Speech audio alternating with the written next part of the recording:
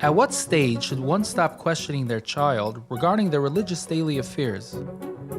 I'll say two things. I like the question, and the question makes me very uncomfortable. I like the question because it's a very real question. The question makes me very uncomfortable because it's a very, very real question.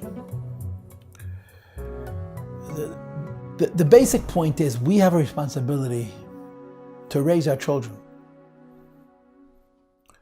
And in general, this is true. And in our time, it's especially true that it's our duty to make our children not just mention, but Yidden. Yidden means servants of the Eibishter. Yidden means people who have a mun in the Eibishter. Yidden means people who know what Chesed is and what Avas Yisrael is and so on. And that obligation never ends. It's our job to raise our children. This question is a personal question, which means to say no two situations are the same. At what point should you stop nagging your child? I don't think you can ever call asking your child if you're davening to learn nagging. It's a part of chinuch. Obviously, you want that your child should reach a stage of maturity where he knows himself that he has to daven and learn without you having to remind him.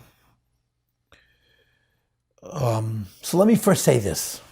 The most important component of chinuch is being a dugma chaya, being a living example of what a Yid is. A Yid davens, a Yid learns, and a Yid shows an incredible seriousness, earnestness about his davening and about his learning. And this is communicated to the children. If the children appreciate that Torah and mitzvahs are not something they do, mitzvahs anoshim olamada, like a debt that they have to pay, or the Torah and mitzvahs is something that you teach little kids to do, and once you become a big person, you do them haphazardly. But that an adult has more earnestness, more sincerity in the learning and the davening that he does than his children do. You communicate that to your children. And of course, you have to be careful not to communicate that with anger or with negative energy, because if you communicate it with anger, negative energy, you create an association between the inyanim of Torah and mitzvahs and negative emotions. And today, psychological sensitivity is very real to all of us, especially the children. In other words, we're very sensitive, much more sensitive than people were a few generations ago. And if a child has an association between anything and a negative emotion, that thing becomes negative. But the answer to the question is, you stop doing it when A, the child knows how to do it by himself, or B, when the nagging becomes a negative thing. And it's very difficult to give an answer that applies to everybody. It's a very, very individual question. It depends on you, it depends on your child. Obviously, if your child is 30 years old, it's not your place to ask him if he davened.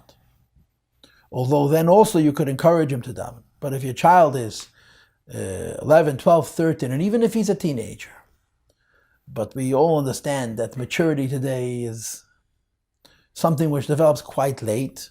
It's part of your obligation to, I don't know the right word is to question, but to remind your child to do what he needs to do and to create an environment where the child will feel that these things are positive. So I just want to say this. Specifically to answer this question is impossible because every situation is different. But there's a few rules about it. Number one, in the Rebbe's letters, the Rebbe always says two things. Some letters say this and some letters say that. Which works for you depends on your relationship with your child. On the one hand, the Rebbe writes to so many people, you have a lot more influence on your children than you think. Don't be afraid to yield it. A lot of people are afraid to say anything. I don't want to say anything to my child. And the Rebbe says, you're wrong. Your children are listening to you. And a lot more than you think you're able to say to your child, you're able to say. You just have to say it responsibly, respectfully, and sincerely. On the other hand, we also find letters of the Rebbe where the Rebbe writes to people that sometimes the parents cannot be the ones to speak to their children, either because the children don't want to hear it or because there's so much emotion. And the emotion exacerbates the problem. And the Rebbe encourages them to get others, other people should encourage their children to be responsible in the davening and the learning and so on. And one final thing I want to say on this question, and that is, so many of us, so much, are reactionary. And I'll explain to you what that means. Yeah, your child gets up in the morning, it's vacation. Yeah, so he's not going to yeshiva, so it's not 7 o'clock, it's 9:15, 9:30, he's overslept. You don't know if he washed negelvasa, you don't know if he said krishma, and you say, did you wash negelvasa yet? Did he say krishma yet? Did he say brachas yet? Now, first of all, there's always the concern that the parent is going to communicate that with a lot of emotion, which could be negative.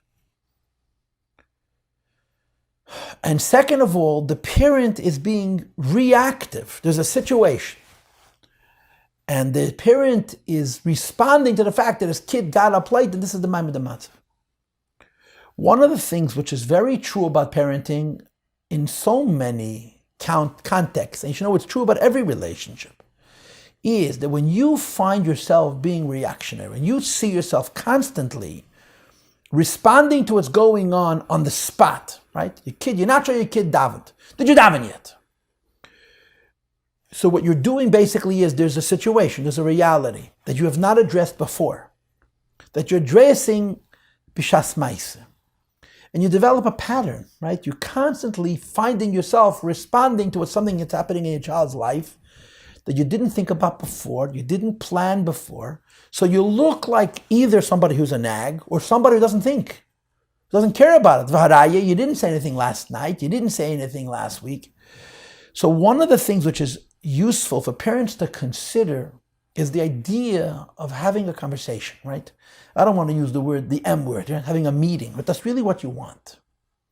You want to sit down with your child, not b'shas ma'aseh, either at a different time, when it's not on the table, right? Let's say your kid's having vacation. It's almost Pesach now, yeah? And your kids are going to be home.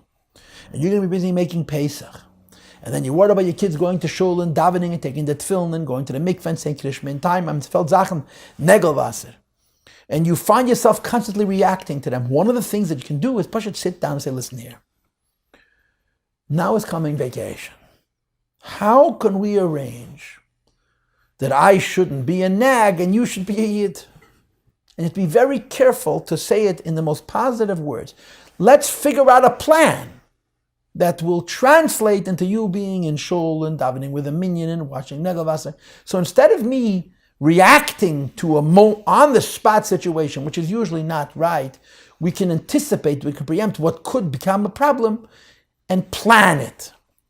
And I think, again, it depends on the child, but I think you'll find the kids quite cooperative to make a schedule that will incorporate all the things that you think that the child can do. And you can negotiate with the child. Yeah. For example, you want your kid to go to shul every day and daven with a minyan.